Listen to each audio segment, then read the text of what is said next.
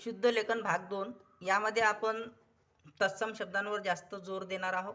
आपण शुद्ध लेखन भाग 1 मध्ये पाहिले मराठी मूळ शब्द जास्तीत जास्त 3 अक्षराचा असावा आणि त्याच्या शुद्ध लेखनासाठी खालील आकृती अभ्यासली होती. ते आकृती तुम्ही अभ्यासून घ्यावी. अंत्य अक्षराचे इकार उकार नेहमी दीर्घ लिहितात. अंत्य उपांत्य अक्षराऐवजी इतर ठिकाणच्या अक्षराचे इकार उकार नेहमी ऱ्हस्व लिहितात. सर्वात जास्त कॉन्सन्ट्रेट आपण उपांत्य अक्षरावर करतो कारण त्याला 2 कंडिशन अवेलेबल आहेत. अंत अक्षर अकारी नसेल तेव्हा उपांत्य इ उ युक्त अक्षर ऱ्हस्व असते आणि दुसरी कंडिशन अशी अंत्य अक्षर अकारी असेल तेव्हा उपांत्य अक्षराचे इकार उकार दीर्घ असतात. सहसा वरील नियमाला अपवादित शब्द एकतर साधित किंवा संस्कृत शब्द असतो. या भागात आपण तत्सम शब्द व तद्भव शब्द पाहणार. संस्कृतमधील जे शब्द मराठीत जसे तसे आले आहेत त्यांना तत्सम शब्द म्हणतात. संस्कृतमधील ज्या शब्दांमध्ये बदल घडून मराठी शब्द बनतो त्यांना तद्भव शब्द म्हणतात. संस्कृत ही अप्पर क्लासची भाषा होती, प्राकृत ही लोअर क्लासची भाषा होती. मराठी ही प्राकृत भाषेतून निर्माण झालेली भाषा आहे हे आपल्याला पुढील उदाहरणावरून समजणार. पहा, इथं मी लिस्ट दिलेली आहे. अगोदर संस्कृत शब्द आहेत, नंतर प्राकृत शब्द आहेत, नंतर मराठी शब्द आहेत, नंतर इंग्रजी शब्द आहेत. याचा स्क्रीनशॉट घेऊन तुम्हाला लिहिणं आहे. पहा, इथं संस्कृतमध्ये ऋण शब्द आहे तर प्राकृतमध्ये तो ऋण झालेला होता आणि मराठीमध्ये तो ऋणच आहे ज्याचा इंग्रजीमध्ये मतलब आहे अडेप्थ याप्रमाणे. तर ऋण हा शब्द काय झाला मग तद्भव शब्द झाला. ठीक आहे. इथं ऋतू शब्द आहे आणि प्राकृतमध्ये उदू झाला होता आणि मराठीमध्ये तो ऋतू आजही आपण वापरतो. म्हणजे जसा तसा वापरला जात आहे ऋतू आणि मराठीमध्ये सुद्धा ऋतूच. त्यामुळे ऋतू हा तत्सम शब्द आहे. ठीक आहे. याप्रमाणे तुम्ही या स्क्रीनशॉट घ्यायचा आहे आणि या लिस्टचा अभ्यास करायचा आहे. इथं हा जो नई शब्द आहे, नई हा रत्नागिरीमध्ये नदीसाठी वापरला जातो. आपण मानासन्मानाने कोणाला अजी अजी म्हणतो तर तो आर्य या शब्दापासून निर्माण झालेला आहे. ते पण लक्षात येणार तुमच्या. तुम्हाला आणखी लक्षात येणार की बलिवर्दा हा संस्कृत शब्द आहे तर बैलला हा प्राकृत शब्द होता आणि आज आपण बैल म्हणत आहोत. ठीक आहे. आणि बळीराजा पण तुम्ही ओळखतच असाल. तुम्हाला याचे स्क्रीनशॉट घ्यायचे आहेत आणि तुम्हाला बारकाईनं अभ्यास करायचा आहे. तुमचे संस्कृत शब्द सुद्धा पाठ होऊन जातील. मी थोडीशीच लिस्ट दिलेली आहे. तुमच्या लक्षात येणार तद्भव शब्दाचे लेखन मराठी नियमाने होते पण संस्कृत शब्दाचे लेखन संस्कृत उच्चारानुसारच करतात. म्हणून तत्सम शब्दांना योग्यपणे वाचून व लिहून आठवणीत ठेवलेले बरे. तत्सम म्हणजे दुसरे तिसरे काही नसून संस्कृत शब्दच आहेत. सहसा संस्कृत उपसर्गानंतर संस्कृत शब्द जोडतात. पुढे काही शब्द देत आहो त्याचा तुम्ही अभ्यास करून घ्या. इथं पहिल्या कॉलममध्ये मी उपसर्ग लिहिलेले आहेत. या उपसर्गाला आपण संस्कृत अव्ययच म्हणतात. ह्यांच्यामध्ये काहीच बदल होत नाही. यांच्या विल्यांटीमध्ये काना उकारामध्ये काहीच बदल होत नाही. त्यामुळे तुम्ही हे पाठ करून घ्यायचे आहेत. अ प्लस पार बरोबर अपार. अपार हा शब्द आपण वापरला जातो. याला साधित शब्द म्हटलं जाईल. उपसर्ग प्लस घटक शब्द. तुम्ही हे लिस्ट अभ्यासाची आहे.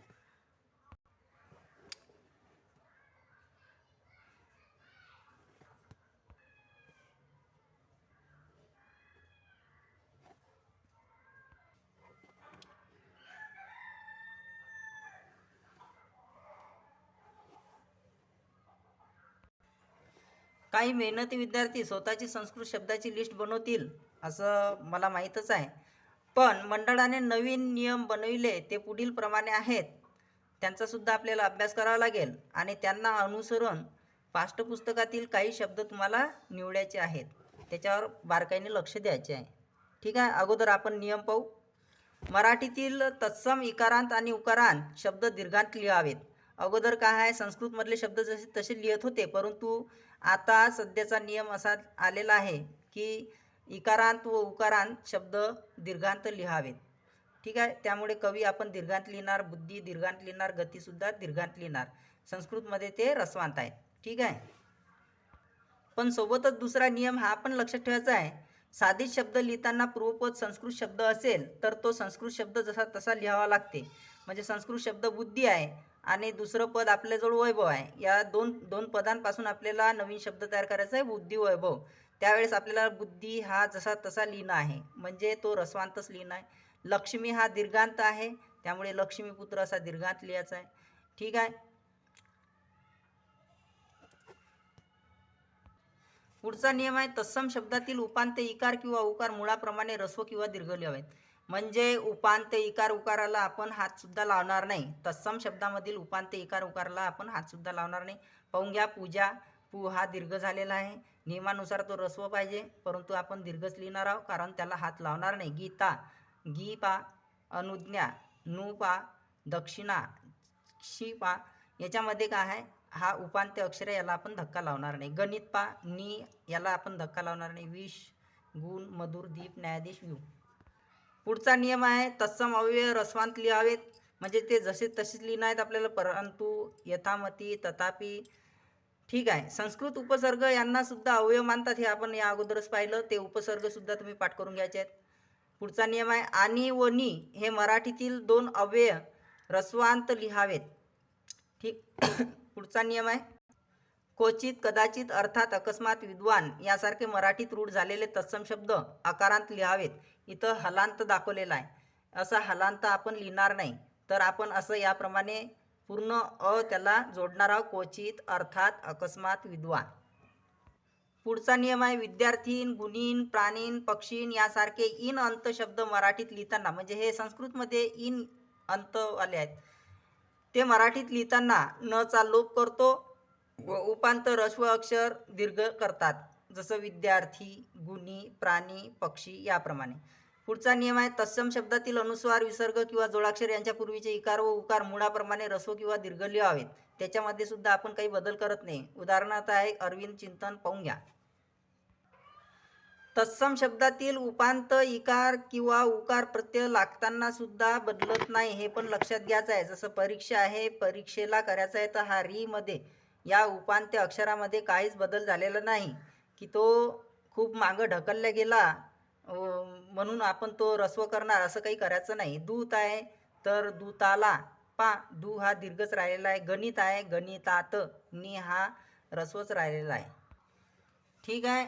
या अगोदर आपण जे जे शिकलो त्याचा आधार घेऊन तुम्ही तत्सम शब्द ओळखू शकता.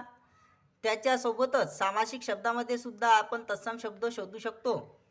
पण यावेळेस आपण फक्त दोन्ही पदे स्पष्ट जाणवतात असेच ऑब्वियस कंपाऊंड शब्दच पाहणार आहोत. ते उदाहरण पहा. रणभूमी, म्हणजे यांच्यामध्ये दोन्ही शब्द जे आहेत, पद, जे दोन्ही पद आहेत ते ठळकपणे आपल्याला ओळखू येत आहेत की याच्यामध्ये 2 शब्द वापरले गेलेले आहेत, असे शब्द आपण पाहणार आहोत. आणि सहसा जास्तीत जास्त सामासिक शब्द असो की